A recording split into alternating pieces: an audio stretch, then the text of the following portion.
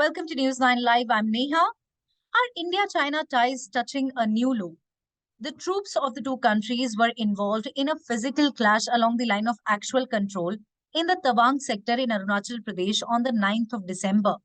Now, this incident comes 2 years after a similar clash at the Galwan Valley in Ladakh, with heavy casualties on both sides. What does Beijing hope to achieve by provoking India repeatedly? To discuss this, I'm joined by Lieutenant General Rameshwar Roy. Welcome, sir. Thank you. Thank you, Neha. So, what is China's real aim when it comes to India?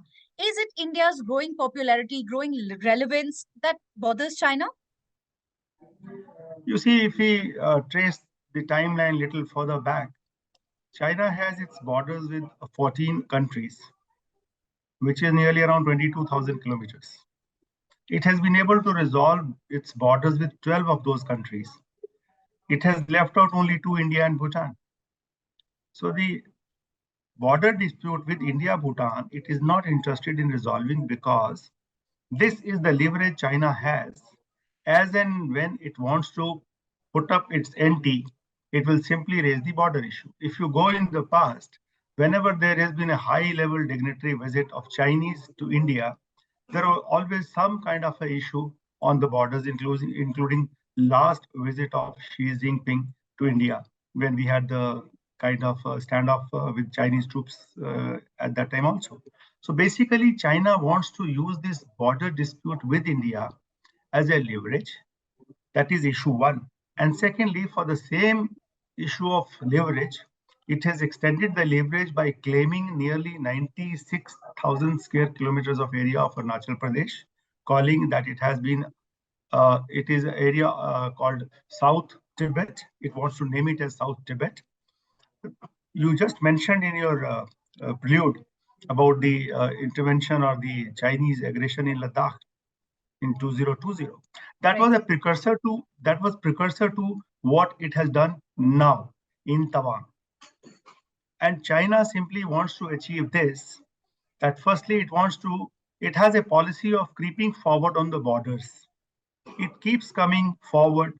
Many times you hear in news that it has constructed certain new villages along the border. Then it will claim the area and push forward a little. And it is very smart because Chinese Sun Tzu philosophy believes in fighting the war, winning the war without fighting.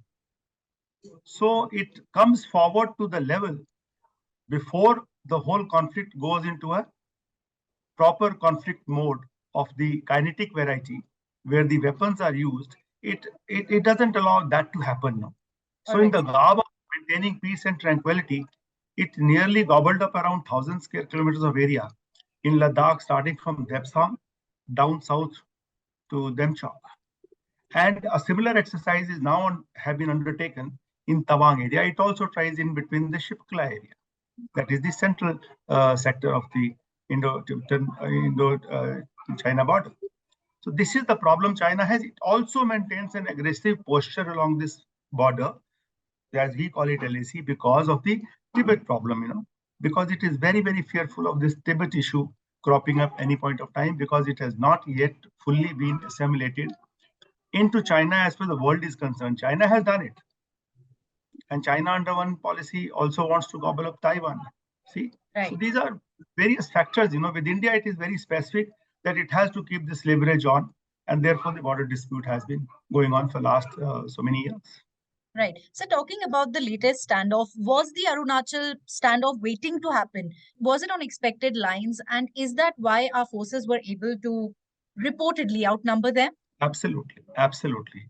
When Ladakh happened, we knew for sure that this is just the beginning and this will carry on. Therefore, we were already on alert. We already had enough deployment, enough troops in this area. We were prepared for it.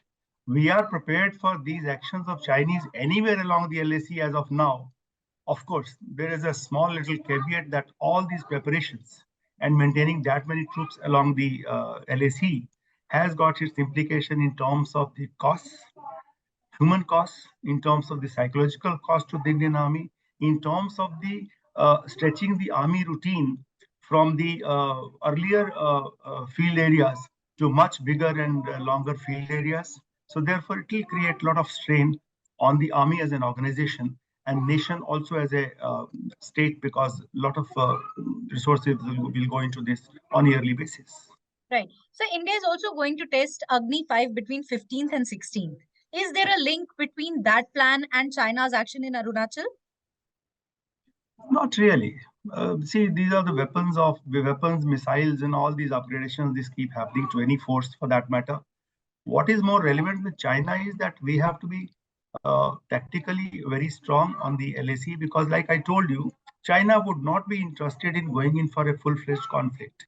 Its only interest is to get what it wants, keep pushing forward the borders, keep making small gains over a period of time without getting involved in any kind of a hardcore fighting. Because, as far I'm concerned, as a soldier, in hardcore fighting, Chinese soldiers have yet to come a long way. Last big action they had was in 1979 with Vietnam, and they really got it on their face. And that is the time when their modernization process also started. But let me tell you, Neha, that any amount of modernization cannot really make up for the boots on the ground. Right. So temperamentally, China will have tough time to get into any kind of a direct conflict with India of the kinetic variety that we've been having with Pakistan. It would try and avoid it as far as possible. At best, later on, at some point of time, it will go in for those long-range weapons and deterrences, of which India is also quite capable of, and we are quite matching on that aspect of our adversary. Right. Yeah. So, should India use its diplomatic resources to manage the situation, or are the two countries moving towards a wider conflict? We have been trying the diplomatic channels, and China is very good in with words. It makes a statement and then it just backtracks without even mentioning anything about it. So diplomacy with China, we have continued until now, and we have no other option but to continue with it. But I will not be very much hopeful of diplomatic breakthrough coming with China. That is why more often than not, we have been hearing about these border talks, commander level talks, this Right. level, that level. Since 2003 until today, we had more than 22 rounds of talks with China on the border issue, with absolutely no move forward at all. So while it will engage you in talks, but those talks will be absolutely meaningless. Those talks would absolutely be just to buy time and let the issue sink over a period of time. Ladakh, so much happened. Troops were, so much happened. Websam, so much happened. Spangor Valley, so much happened. Along Pangongsu, so much happened. Demchok, so much happened. What is it now? Nothing. Nothing. Nobody Right. even So, talks about. right. So Yeah, finally, I'd like to ask you, would you say that it's about time India should move firmly towards resolving border disputes with China? exactly, exactly. That is what has been our standpoint of view also. You see, what happens is that there is the border along with China, which is nearly around 4,000 kilometers. Uh, it has remained unresolved because China does not recognize that McMahon line, that border which was Right. given to us as a legacy, because that border was settled between India and Tibet. Chinese rep was present there, but he says that he was just present there. He was not a signatory to the entire process. Because of that, there are differing lines of perceptions.